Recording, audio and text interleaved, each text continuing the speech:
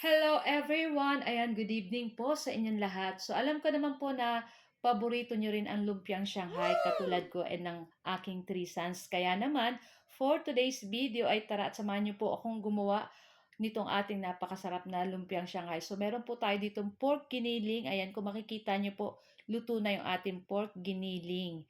Sinangkutsa ko na yun guys, nilagyan ko na yun ng konting paminta at asin para may lasa na yung ating pork giniling.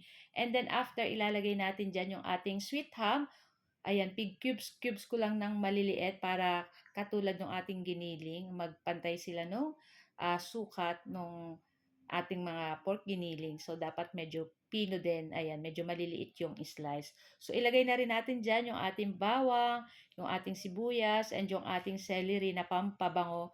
And then, ilagay na rin po natin dyan yung ating carrot. O, ayan, social carrot. Tapos yung ating cheese na niyadyad. So, niyadyad lang po natin iyan. Ayan, make sure lang na mahalo po natin lahat hanggang ilalim. Ayan. Tapos, syempre, gagamit po tayo ng 2 pirasong itlog. And then, sa pampalasa naman po, maglalagay lang tayo ng durog na paminta and ng asin. So, pwede nyo pa pong lagyan kung ano pa po yung gusto nyong pampalasa ang ilagay. Pwede naman po. Ayan, sa akin okay na to guys. Kasi maglalagay din ako mamaya ng liquid seasoning para mas masarap.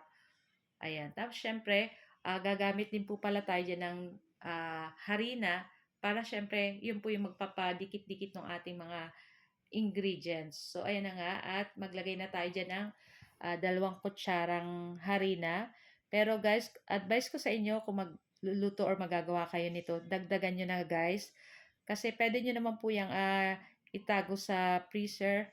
Kasi tumatagal naman po ang lumpiang Shanghai. Pero tingin ko pag ganito kasarap, parang ilang araw lang or baka isang lutuan lang to. Kasi masarap talaga to guys. Kaya kung hindi nyo pa po natatry, itry nyo na. So, yan na nga at maglagay na tayo ng liquid seasoning and then syempre, haluin natin ng bonggang-bongga para manuot hanggang ilailalim pati yung mga sangkap niya guys. Mamix natin ng maayos. So, yan na nga at mag-ready na rin tayo ng ating wrapper kasi magbabalot na tayo guys. So, mabilisan nating binabalot yan. So, sa pandikit lang natin, gumamit lang ako ng tubig. Madali lang naman po iyan. Ayan. Tapos, pag nabalot na natin yan lahat, syempre ilagay natin sa Tupperware para pwede nating ilagay sa ref. Pwede nating sa freezer, ayan. Tapos kukuha-kuha na lang kayo guys. So, gusto ko nga lang po palang i-shout out ang ating new followers ng Mamshi and Trisan. So, meron na po tayong 12,410. Ayan, maraming salamat po sa inyong lahat. So, ayan na nga guys at nabalot ko na lahat yung ating lumpia dyan. So, malaking Tupperware po yan kung makikita nyo. Hanggang malalim din. Kaya marami po akong nagawa. So, syempre, after natin makapagbalot, syempre, dapat makapagluto tayo para matry na rin natin yung ating lumpiang Shanghai. So, makikita nyo, hindi natin kailangan i-deep fry. Ayan.